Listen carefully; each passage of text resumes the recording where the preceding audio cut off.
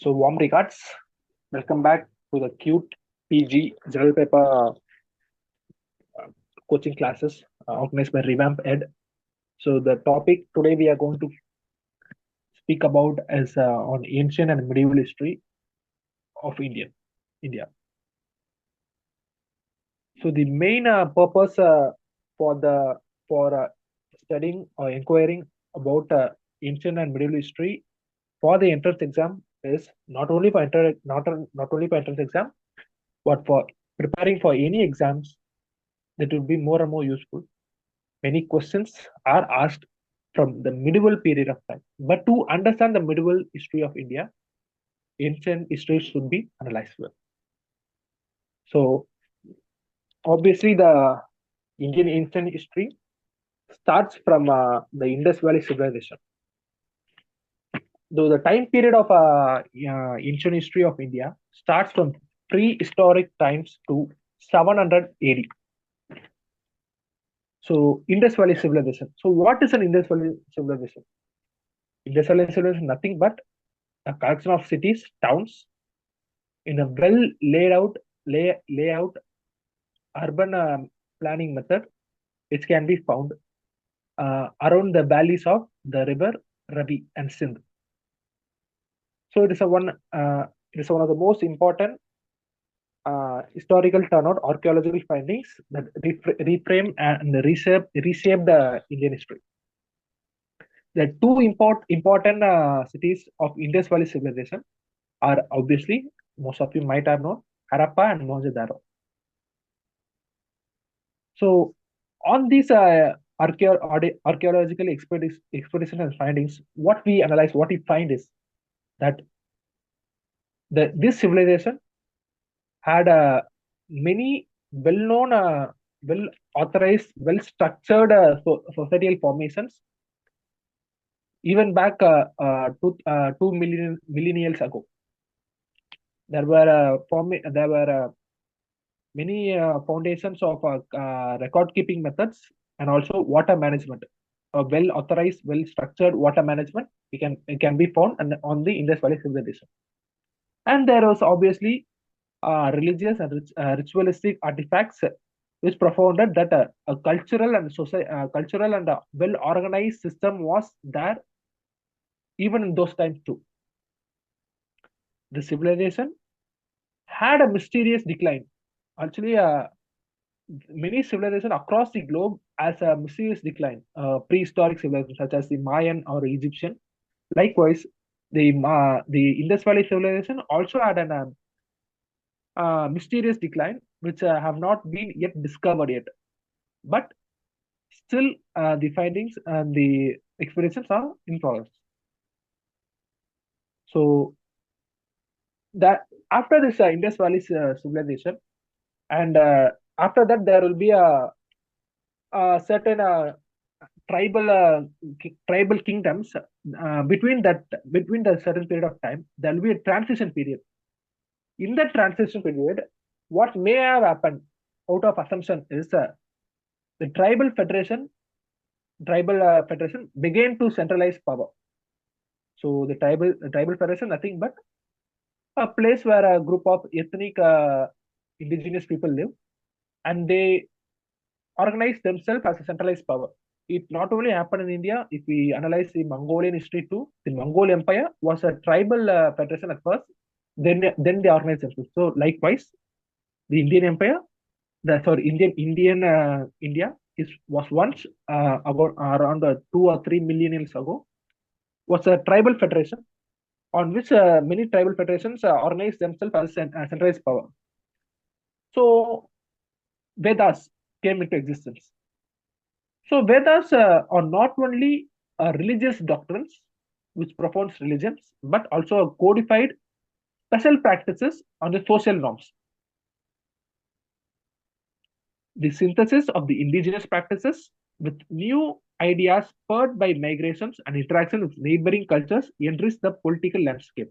So the tribal federation across India started to migrate and interact within themselves, which establish an ultimate political landscape within these territories.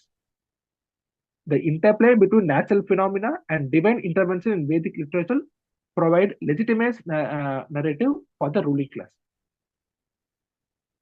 The ultimate objective, ultimate goal, or ultimate happening of this transition period established the cultural and administrative foundations, which obviously later evolved into an empire or a kingdom. So what they did was, what happened in this transition period, there was a cultural intervention, intersection or interactions, we may say it as. So it obviously laid down many foundations for future empires as well. So Mahajanapadas. So what is Mahajanapadas actually referred to? The Mahajanapadas literally mean a great. Literally mean it's a Sanskrit term which literally mean great kingdoms. So there were total of 16 powerful Mahajanapadas, powerful kingdoms, not an empire. There is a difference between kingdom and empire, which I will cover later. There were total of powerful 16 kingdoms, which are republics, of course, in nature, evolved in this certain period of time. The 16 Mahajanapadas was Anga. Anga actually prevalent in the Bengal region, Magadha, Baji, Mella, Chedi, Vatsa, Kosala, Panchala, Matsya, Surasena, Kuru, Kandara, Kamboja, Avanti, Videha, and Amsaka. It is given in the last line of this PPT presentation. These are the 16 major Mahajanapadas which evolved through the time. So what is Mahajanapadas, of course? So as I said earlier, Mahajanapadas are not a kingdom. It's not an empire, but a kingdom in nature. So kingdom can be termed as a smaller part of a empire, or maybe before an empire there was a kingdom which is autonomous in nature, which consists of a certain ethnic group which rule. They are culturally conserved and not diverse. So the Mahajanapadas actually were the first in the time period of this Mahajanapadas. The trade was practiced for the first time in the Indian subcontinent between the other Mahajanapadi kingdoms. So these Mahajanapadas actually had a well documented history, even in some Buddhist texts too. So between these Mahajanapatic kingdoms, there were many intellectual and cultural exchanges between them, like literature, art, and philosophy between them. They exchanged various type of cultures in between them and interchange. So after the Mahajanapada kingdom, the Mahaja kingdoms, there was another transition period. For now, I'm gonna explain about Mauryan dynasty, Mauryan Empire, which was the first empire of India, Indian subcontinent. But in between Mahajanapadas and Mauryan, there was a kingdom known as Nanda kingdom, which organized Mahajanapadas into a central economy, which failed to establish itself as powerful as an empire. It was there for a certain limited time, very limited time, but it was soon overthrown by Chandragupta Maurya, who established the Mauryan Empire, which was the first established empire of the Indian subcontinent. So what the Mauryan dynasty achieved, as I said earlier, it was the most ancient empire in India. So what was they really achieved through this empire, formation of this empire?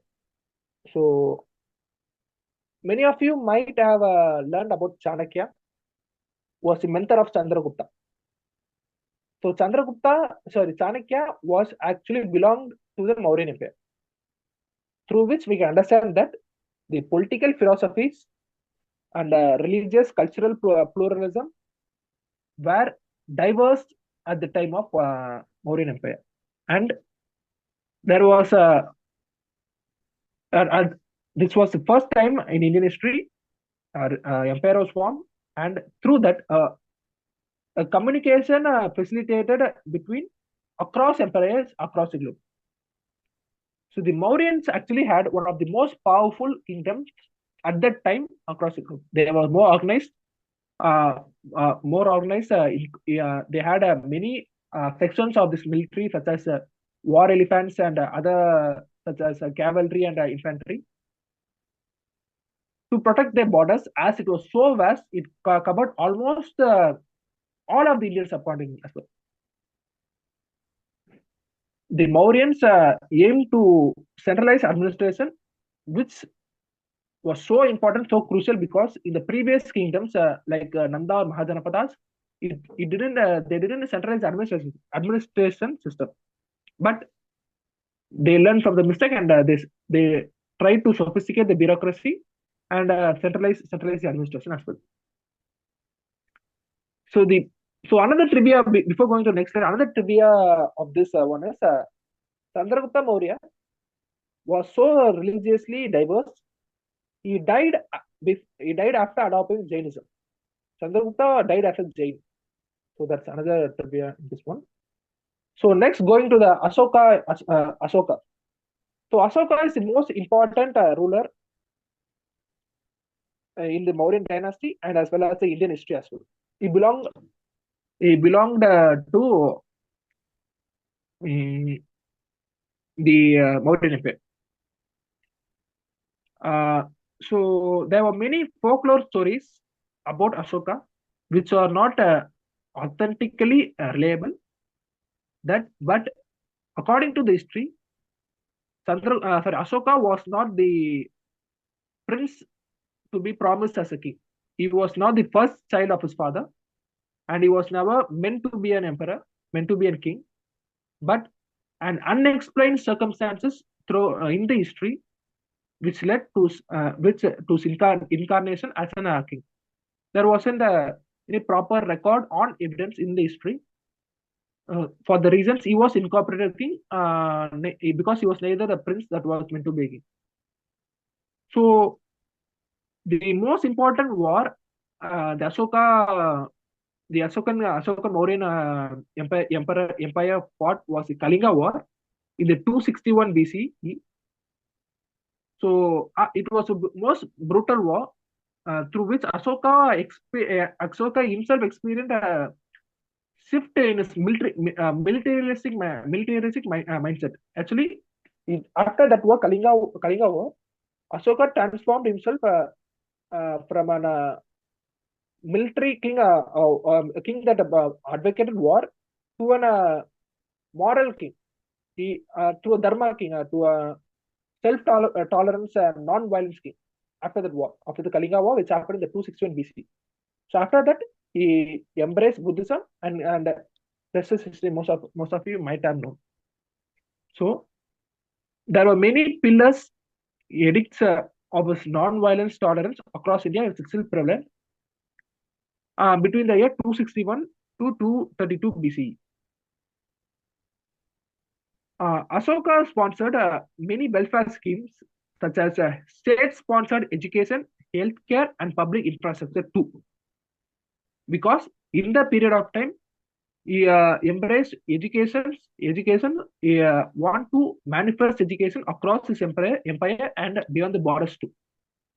There were many diplomatic missions which were followed by Ashoka himself, which helped to spread Buddhist principles across India's borders too. It was state-sponsored by Ashoka to spread Buddhist religion, Buddhist principles across India's borders.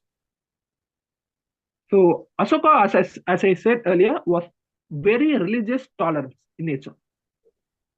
So in his empire, the historical records show that his empire was coexist with other religions too. Even though he was a Buddhist, they coexist with other religions such as Hinduism and Jainism such as. So moving on to the next empire in the cards, which is the Sunga Empire. The Sunga Empire actually is a very short-lived empire, but the effect it leaves is was prevalent for many centuries ahead. So the Sunga Empire emerged around 185 BC after the decline of Mauryan Empire. The most important reason for the decline of the Mauryan Empire is after Ashoka, there weren't many prominent leaders who had administrative control over the region. So the great Mauryan Empire fell down by disintegrating into various parts. So the Sunga Empire may have been a short-lived empire, but it had a frequent military control, well-established military, well-authorized military control, which had many military alliances even back 2000 years ago, which had a military alliance. That's surprising too for me too. But religiously there was a shift towards Hindu practices from the Buddhist influence of the Mauryas. So as I said earlier, Mauryans, even Ashoka, followed Buddhism, embraced Buddhism. But in the Sunga dynasty, there was a shift between the orthodox Hindu practices. The Vedic religion was reintroduced, dethroning the Buddhist influence in the region of Indian subcontinent. And there was also many improvements in the trade practices and agriculture during the Sunga period. And I said earlier, it was very short-lived period because there was many internal conflict between the empire, so it fell down eventually. Next is the Indo-Greek kingdom, which may not seem much relevant, but I just want to cover it in the topic because after the great Alexander's the Great campaigns in the Central Asian parts of the world, so there were many influence of Indo-Greek kingdoms which happened in the 180 BC, which happened after the downfall of Sunga Empire. So in the certain period of time, there were many Greek influence in the nation. May not be relevant. There weren't proper kingdoms, empires established through these traditions which have been followed, but it should be covered in the topic too. So the Indo-Greek influence in Indo-Greek cultures influenced subsequent cultural and political developments in the region, established especially in the political forums, in the political reforms. The Greek influence was much prevalent in the political reforms. So next, coming back to the Kusan Empire. Kusan Empire is one of the most important empire in the ancient India because the Kusans originated not based on India, but they were immigrants from China and Iran as well. So the empires of the Kusan were a cultural blend from China and Iran. So as shown in the map, you can clearly see the Kusan Empire actually stretches as far as Tibet to the central parts of Asia too. So it obviously covered the interlinking sections of the Silk Road. Silk Road is nothing but a trade route which enables a trade between the eastern and the western parts of the Eurasian continents. So it had a significant influence in the trade route as well. The Kusan Empire, which was the first time the empire which was centralized in India, having a trade influence in the Silk Road. It was the Kusan Empire which established that. So as I said earlier, the Kusan Empire stretches through various parts of this Asian plates, Asian continent. It was very religiously diverse. Buddhism and Zoroastrianism was well established during the time of Kusan Empire. So Zoroastrianism came to India as one of the effects of the establishment of Kusan Empire. So Kanishka was the most important Kusan Empire, as I mentioned in the PPT as well. Kanishka is the most important Kusan Emperor. So the Kusan Empire's administrative reforms standardized economic practices and supported infrastructural projects throughout their rule. And the most important thing is, for the first time, the military power was used to protect the trade routes in India was by the Kusan Empire. That practice was enabled by the Kusan Empire for the first time at a very large scale. That it was the first time doing it in India. to protect their trade routes, as the Kusan Empire was basically founded on trading principles as well. So the next empire after the downthronement of or the collapse of the Kusan Empire is the Gupta Empire. So the Gupta Empire is one of the most important empire because it is also known as the golden period of India. It was known for its it was stated as a golden age of colonial India, because before that we can see that the Kusan Empire as well as the Sunga Empire was not a long living empire, which lasted for a very small amount of time, But in the Gupta Empire, there was a many literature and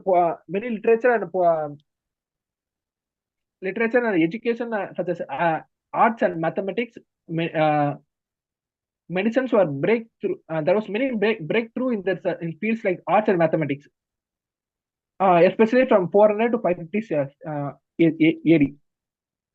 There was also a centralized regional autonomy throughout the Gupta reign. The main reason to call it as an golden age, the main reason to call the Gupta Empire as a golden age in Indian history is nothing but is due to its achievements in the fields of literature and art, and as well as monumental architecture. The Gupta era is often hailed as a pinnacle of artistic and intellectual achievement in ancient India. So many scholars in the fields such as mathematics and arts and astronomy and medicine as well came was characterized and developed and supported state-sponsored in the Gupta Empire. And there was many Sanskrit literature which was also established in the Gupta Empire, through which it adopted the name as the Golden Age of Golden Age of India.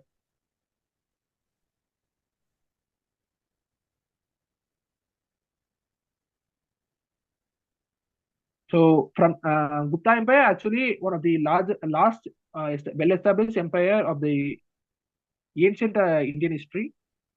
So now we come to the topic of comparative administration of bureaucratic innovations across empire in the ancient India.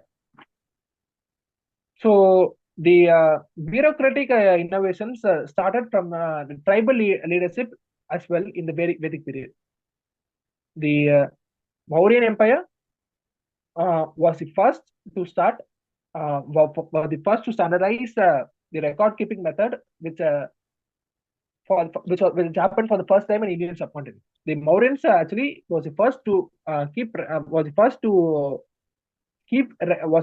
records of their history, and there was a great influence from the ancient India as well in the military innovations. As I said earlier, the Kusan Empire innovated military through various norms such as trade practices, as well as the Mauryans were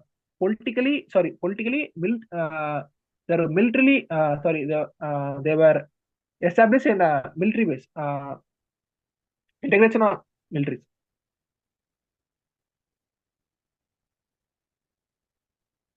I say, and in the ancient India, the Gupta Empire flourished in art and architectural ways too. So our next topic will be the medieval Indian history. So the medieval Indian history in India start from the uprising of the Rajput clans. The Rajput clans are nothing but they originated in the northwestern part of India, which is obviously current day Rajasthan and Punjab. So they are ethnic tribal groups which later organized themselves as a greater power in this region. They had their course of history. They have a very long history, but they were often only at the earlier times they were more powerful, but in later times they were dominated by other superior power above them. Basically the Rajputs had very diverse empires, have many empires in the region, through which Bapa Rawal is traditionally credited with establishing Mabar dynasty, symbolizing the early Rajput valor and state formations. The first proper dynasty in the Rajput clan was the Mabar dynasty, which was formed by uh, Bappa Rawal in the year 728 AD, which organized as a valid and a first state transformation in that region by the ethnic groups. The early rulers from clans such as the Chauhans, Sisodiyas, and the Rathos formed small principalities and gradually coalesced into stronger kingdoms through strategic marriage and alliance. So the main purpose of establishing a kingdom in the particular region, in the Rajput regions, are not through military purposes, but a strategic marriages alliances. So the Rajputs established themselves as a kingdoms or powerful kingdoms through strategical marriage alliances, which can be seen even in the Mughal empires too. The Rajputs strategically had a marriage alliance with the Mughals, which led to the glorification throughout the history. But obviously the Rajputs also fell down because of repeated invasions, repeated invasions by the foreign empires. So the repeated invasions actually does not absolutely collapse the empire, collapse the Rajput. They were serving as a subordinate power uh, uh, below the such powerful foreign invasions. The decisive battle of Kanwa, despite heroic resistance of leaders such as Rana Sanga, marked a significant setback of Rajput unity in the face of emerging empires. So what happened was the main reason for the downfall of such powerful state in that powerful power in that region was there was not many unity between the Rajput clans, and they had many classes between them, which obviously led to their collapse. Because at a time when a foreign invasion happened, they weren't politically united or strategically united states. So obviously they fell through various invasions, in which Battle of Kanwa of 1527 was a last nail in the coffin. So they obviously fell after the year 1527. So who overthrew the Rajput domination in the region? It was obviously the Delhi Sultanates. The Delhi Sultanate is not a proper empire to start with. They don't the term Delhi Sultanate doesn't refer to a proper empire, but it was an organized sector of many dynasties who ruled from Delhi as their important capital, and they were almost same from they almost from the same ethnic background. So the first empire to establish in the Delhi as a Delhi Sultanate is the Mamluk dynasty, by which Qutb-ud-Din Aibak was the first ever emperor to be throned as a king of the Delhi Sultanate, representing the Delhi Sultanate. So when a question was asked on about what was the first Islamic dynasty which established in India, is the answer will be the Mamluk dynasty, also known as the slave dynasty, through which Qutb-ud-Din Aibak was the first Islamic ruler of this nation. So why it was called as slave dynasty? Actually, the slave dynasty, it was not a there was not a proper record on why they were called as slave dynasty, but the proper understanding is that the rulers were descendants of slaves who were traded to the kings and were trained to be military officers who gradually rise into power and started ruling. So they originate from this slave background. So this name slave stuck with them, and obviously after establishing the kingdom, they had a nickname known as slave dynasty. But the official name will be the Mamluk dynasty. If a question was asked, which dynasty is known as the slave dynasty, then the answer will be the Mamluk dynasty, which is also the first dynasty from the Delhi Sultanate to rule India. So the Delhi Sultanate obviously had a militarized empire, in which military played a very important role in their administrative reforms. Many of the Delhi Sultans were military officials as well. So the Delhi Sultans had a vast number of dynasties, among which the importance are, as I said earlier, the slave dynasty, which is the Mamluk dynasty, the Khilji dynasty, the Tughlaq, and the Lodi dynasty. So the slave dynasty, coming back to the topic of the slave dynasty, as I said earlier, Qutbuddin Aibak was the first Delhi Sultan to rule and represent the Delhi Sultan title as well. So after him, there came the Iltutmish, who was the son who was the descendant of Qutbuddin Aibak, who had many decisive military campaigns and administrative reform to standard revenue collection. After that, Ruknuddin Firuz came, and Razia Sultana and Giyas ud Balban. So in the particularly in the slave dynasty, the Delhi Sultanates actually don't actually follow a family hierarchical ruling system. The next leader, the heir to the throne, will not be a son of the king, but rather than an organized military leader. So, as I said earlier, the Delhi Sultans were most based on militarized alliances. Hence, they have a very central controlled military disciplines and harsh policies in their ruling. So next came the Khilji dynasty. Jalaluddin Khilji was the first Khilji emperor to rule from Delhi, who consolidated power and implementing moderate reforms that bridged transition of earlier regimes to more expansive Islamic administration. So during the time of Khilji dynasty, it is understandable that India was transforming into a more and more Islamic kind of administration throughout the state forms. Then came the Alauddin Khilji, who was also addressed by his aggressiveness, who reorganized military innovatives, and the economic transactions were happened in both warfare and governance. From this, we can understand the militarized approach of the Delhi Sultans. Then came the Tughlaq dynasty.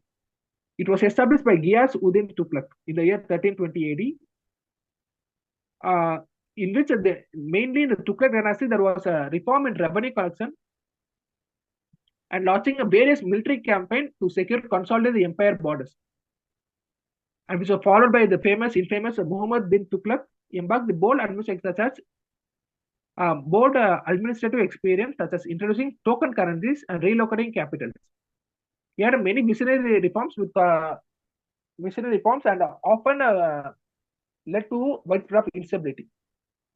Then came the Firas Tughlaq, sought to restore after tumultuous rule by instituting agriculture reforms, enhancing public welfare through infrastructure projects, and striving for a balanced approach to military fiscal management.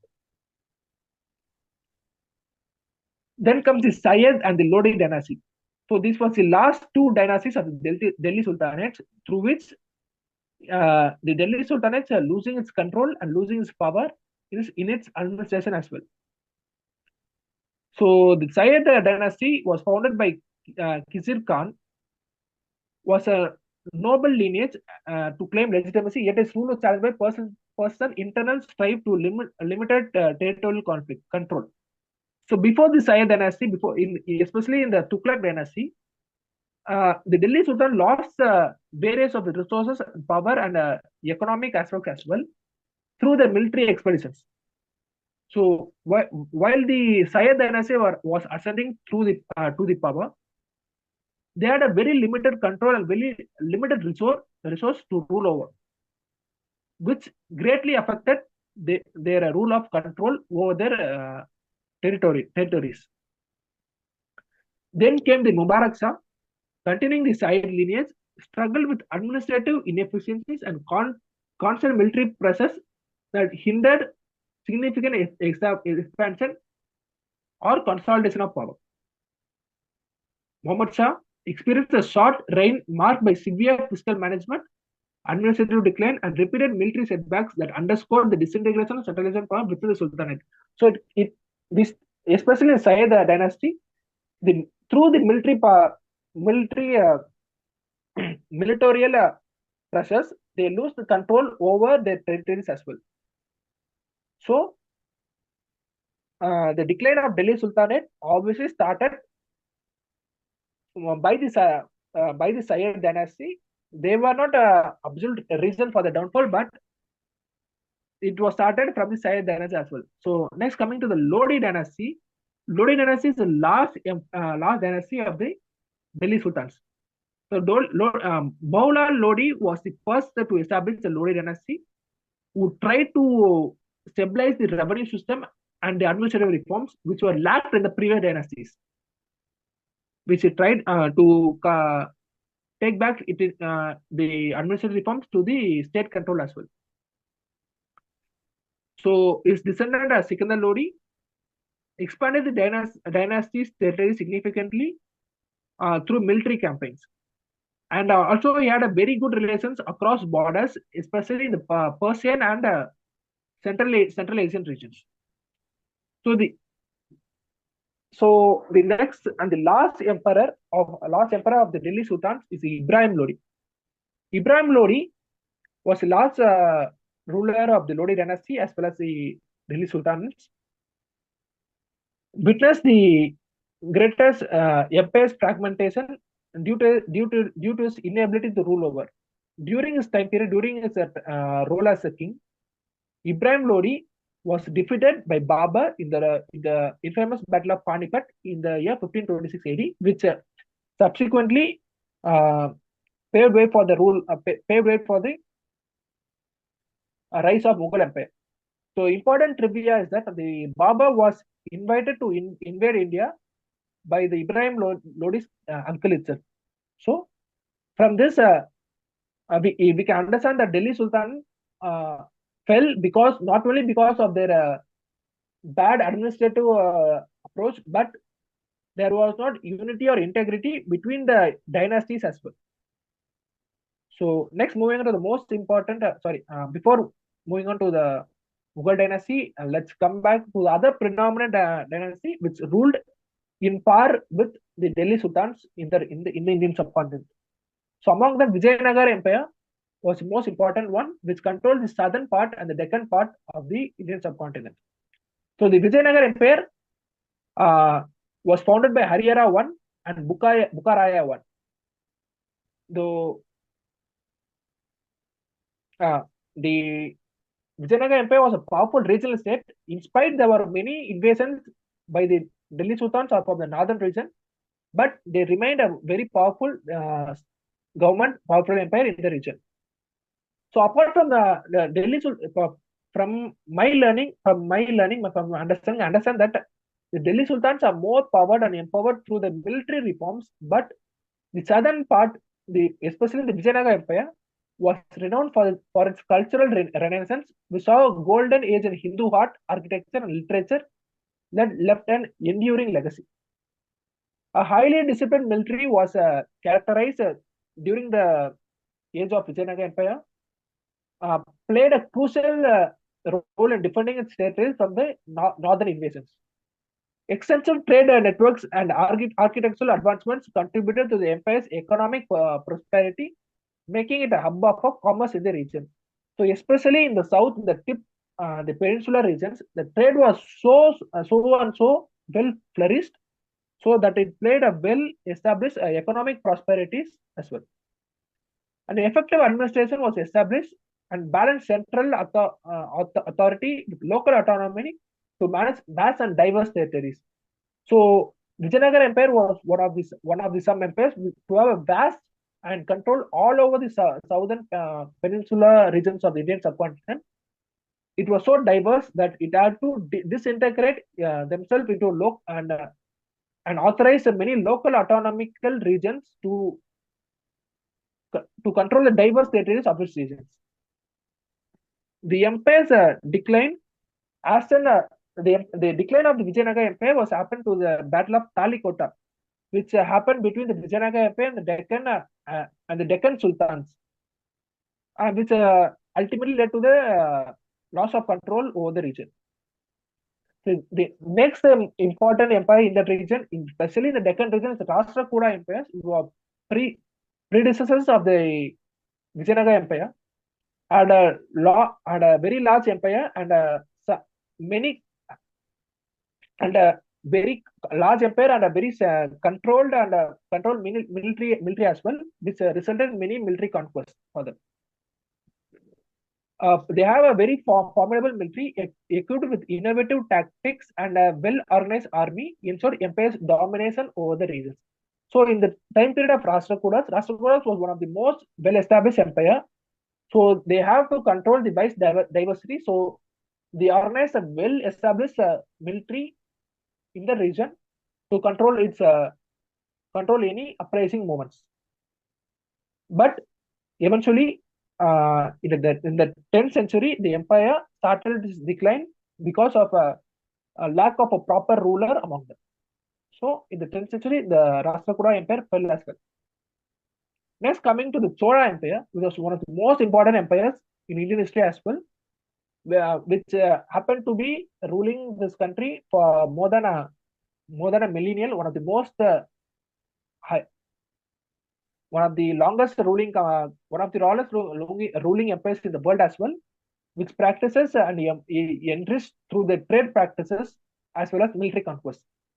Both the two most important rulers of this empire is Rajaraja Chola I and Rajendra Chola I, who themselves is a father and son between them. Actually, Rajaraja Chola is the father and Rajendra Chola is the son, through which they have a very to conquest many regions, not only in the southern part of India but also in the Kalinga belt and as well as they conquest some parts of Southeast Asian countries as well. So, as I said earlier, they controlled the Southeastern Asian countries, and by that we can understand that they have a very powerful navy for accessing both the trade routes and also the military engagement between them. The empire is not only celebrated because Chola Empire not only celebrated because of its military conquest or its military conquest across the borders or across the sea routes, but it is also encouraged or celebrated because of its architectural establishment or achievements. We can say that for that the Brihadishwara temple in the Tanjavur sets as an example. So over time, after many external invasions and local tyranny, local conflict between other regional empires such as Pandyas, which led to the downfall of 1279 AD. So coming back to the most important empire in the Indian course of history, which is the Mughal dynasty. So Mughal dynasty was founded in the year 1526 AD by the King Babur.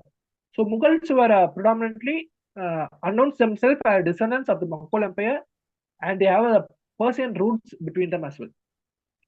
The dynasty introduced innovative administrative system and centralized revenue mechanism within them, which is a great example to run a monarch, which the previous Delhi Sultan lacked. The hallmark of Mughal era was the promotion of cultural synchronization, blending Persian, Turkish, and Indian tradition to create a unique imperial identity. So, as I said earlier, the Mughals have their roots in the Persian, Turkish, Iran, and as well as Mongols as well. So, they try to bring that culture in the imperial, try to bring and blend that certain culture in the Indian traditions, which created a unique imperial identity between them. There were many architectural achievements which were achieved in the Mughal Empire, such as the Taj Mahal, Red Fort, and Fatehpur Sikri Fort. And through in the Mughal dynasty, the Indian Empire, the Indian subcontinent went through a advanced technological transformation in military, especially the introduction of gunpowders and cannons, allowed the Mughals to conquest many local superpowers in the Indian subcontinent as well, through which it established one of the greatest and most established empires, one of the most established empires in India. So the first ruler of the Mughal empire is Baba. As I said earlier, we established the Mughal Empire in the year 1526 AD in India through the War of Panipat, which was the first battle of Panipat. Uh, the the crucial aspect of winning the war is the Baba introduced the usage of gunpowder and cannons in India through the war, which the enemy ultimately lacked. Was Ibrahim Lodi ultimately lacked, Lodi dynasty ultimately lacked such innovative warfare techniques, and Baba emerged successful and established the Mughal Empire in India. So Baba revolutionized the mobile artillery and Indian warfare, which laid down the transformation of military tactics in India. His detailed memoir, the Babar Nama, provides rich insights into his life, military campaigns, and the early administration of his newly founded empire. So Babar Nama is nothing but his personal journal, through which we can understand his military engagement and military achievements, which acts as his personal diary. The cultural influence he introduced include Persian art and literature, which laid the groundwork for distinctive Mughal cultural systems. So, as we can see in his timeline, Babur was a very short-lived king, but his empire established itself for the next 2 or 3 centuries as one of the most important, most crucial element in his Indian history. So he ruled India for only 4 years. After that, Humayun, his very own son, came into power. So Humayun inherited the Babur's empire, faced many challenges throughout his course of rule. Caesar Suri, major of the Mughal Empire, defeated the Humayun himself and ascended the throne. For almost 15 years, Humayun acted as an emperor without the acted as an emperor without an empire as well. So for 15 years, Humayun was hiding in the forest, waiting for the right time to get back to his throne. After his exile, through many military conquests and administration reforms, he reascended the throne in the year 1555 AD. During his reign, he began restructuring the empire's bureaucracy, laying the early groundwork for centralized system and later flourished under Akbar. So the main involvement of Humayun in the Indian administrative system is he restructured empire's bureaucracy he made it more centralized in nature. He just laid down the foundation, which was later flourished in the ruling of his very own son Akbar's reign. Humayun's commitment to maintaining Persian cultural influences helped preserve a legacy that would influence the empire's artistic and administrative development. Humayun cannot be defined as an emperor with many military conquests, but he had a very cultural, diverse influences, through which he formed many artistic and administrative development. So he died in an accident, very own accident in his own castle, which led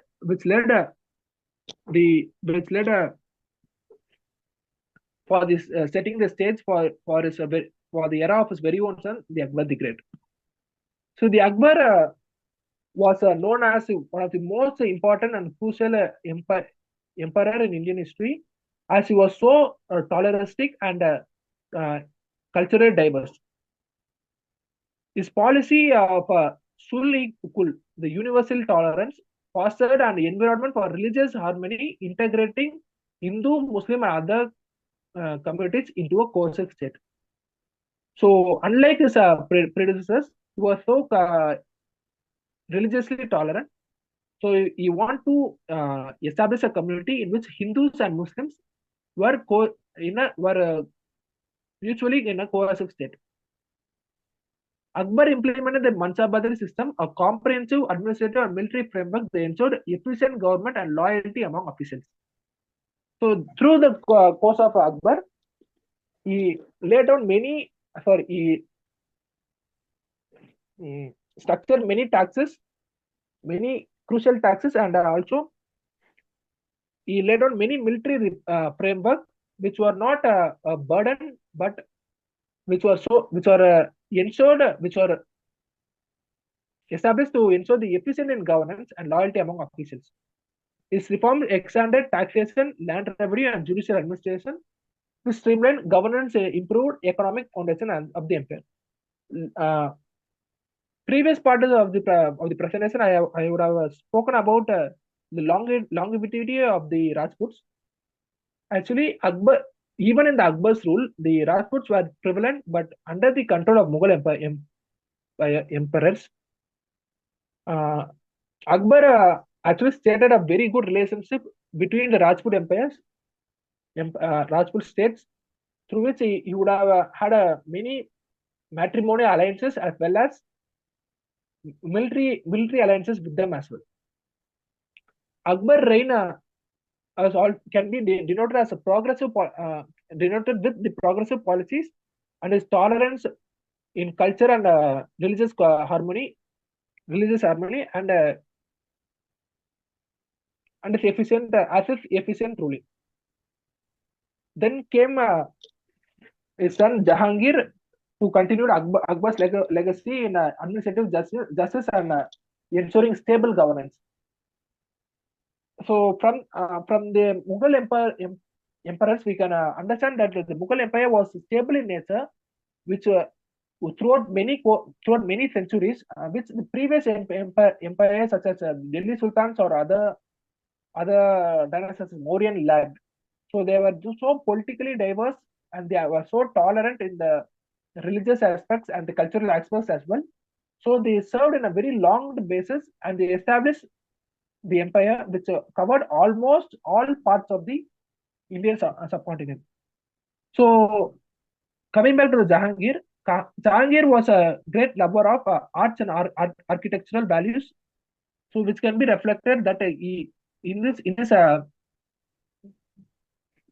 his own governance, there will be a flourishing involvement of Mughal paintings in its own architecture. Jahangir actually focused on many judicial reforms, in which even the munsifs, the judge who acted as a judge, who were barred from obtaining any kind of gifts from anybody. The judges, the local judges, district judges in the Mughal Empire, even in the Jahangir time, were so strict. They were not allowed to even to allow any sorts of gifts from any other persons that may influence their rule of law. In especially Jahangir trade, Jahangir's rule, he want to strengthen international trade, through which Jahangir was the first emperor in India to allow British East India Company to start its trading office under his empire, which happened to be in Surat, in Gujarat. So Jahangir rule was a blend of an cultural, artistic, and well as a judicial reformistic reign. So coming to the Shahjahan's rule, who was the son of the Jahangir the Great, was renowned for his architectural vision, commissioning iconic monuments such as Taj Mahal and Red Fort. So in the rule of Shah Jahan, there was many architectural reforms which happened in his reign. His reign is considered the zenith of Mughals' cultural achievements, with extensive patronage of art, literature, and monumental construction projects that defined a golden age. So Mughals, the Shah Jahan's reign was considered as a golden age of the Mughal Empire, because through which through the Shah Jahan's rule, there were many cultural achievements and literature achievements as well, which can be reflected to the Mughal cultural and construction projects. Effective governance and stable administration during his rule ensure the continuity of the sophisticated Mughal bureaucratic system. So there were many military campaigns in the Shahjahan, the rule of Shahjahan as well, which were a sole, which were aimed to for a sole purpose for establishing a strong empire's frontiers, contributing for a well-established Mughal empire. Uh, he also invested in many international trade, infrastructure, and urban development, which led to an economic growth in his reign. So next comes the last renowned and last great emperor of the Mughal dynasty, which is the Aurangzeb. So in the Aurangzeb dynasty, in the Aurangzeb's reign, the Mughal Empire was so well established that it laid down its border from Kashmir to Deccan. It was so well established, it expanded its border throughout almost all parts of the Indian subcontinent. But the main issue was that Aurangzeb was Islamic uh, Islamic Orthodox in his nature, who want to enforce Islamic laws by the reduction of tolerance in his reign. So even though Aurangzeb was always celebrated for his judicial reforms, he was always criticized because of his uh, intolerance of religious diversity. So there were many persistent military campaigns, especially in the Deccan and southern regions of the nation, which which led to a which led to a, to which led to an what we can say an dissatisfaction within the subordinate states, which ultimately led to the decline of the Mughal empire in the later stages. So he had many. He campaigned many military campaigns through which many local leaders, many subordinate leaders were vulgarized, and as well as through his religious intolerance, there was many problems arose among the local leaders or among subordinate leaders, through which it can be reflected, which paved way for the downfall of the Mughal Empire in the later stages of the history.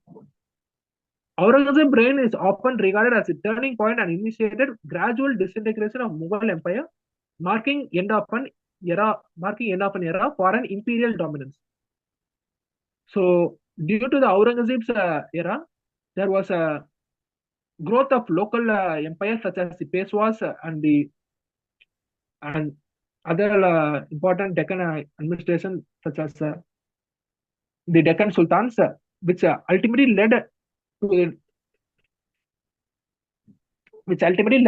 the downfall of the Aurangzeb and also marked the introduction of imperial dominance in the Indian subcontinent. From this, we are coming to the conclusion of our presentation. In this PPT, we have analyzed various era of important empires such as Vijayanagara, Rashtrakutas, and Chola empires as well in the southern region, and as well as the Delhi Sultans, Mughal empires, and the prehistoric Indus Valley civilization as well. So I think I have covered the most important topics which may have come in your syllabus. So thank you. Until we meet in the next class.